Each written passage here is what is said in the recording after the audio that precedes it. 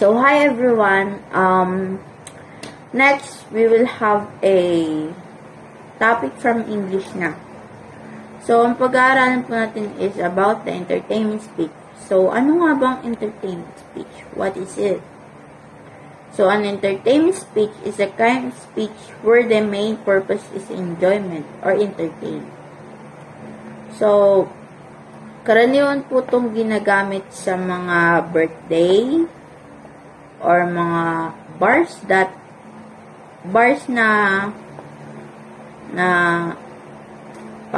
pang entertain, lahat naman po. Minsan, kasi iba-iba po talaga yung kind of bars. May mga may mga gantot, yun. So, ito po talaga yung patok lalo na sa mga bata. Lalo na sa TV. Yung mga yung funny video, mga Peppa Pig, yun po. May ganun din po na ginagamit. So, hindi po talaga mawawala yung entertainment speech. An entertainment speech is a kind of speech where the main purpose is enjoyment. It aims to make the audience laughing or smile.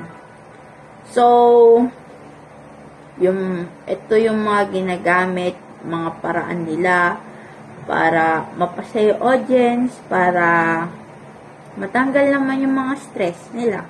To remove their problems, stress of work, stress of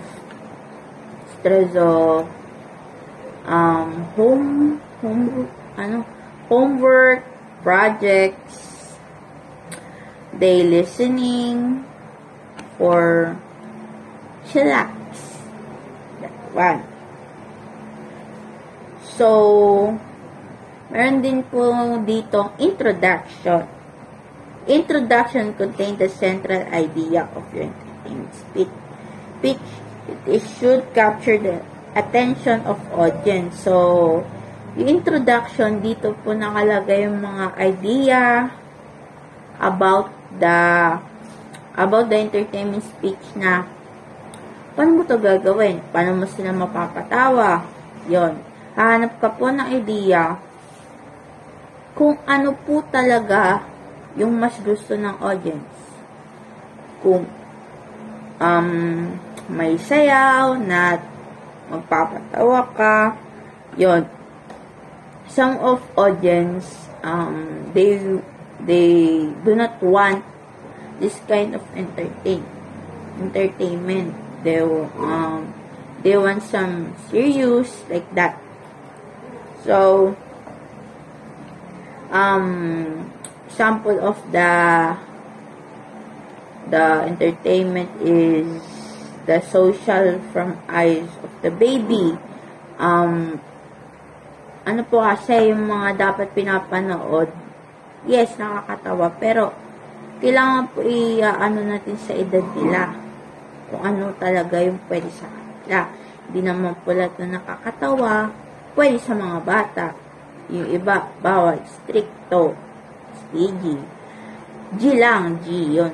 Yung po natin sa mismong edad lang. So, yung ibang speech,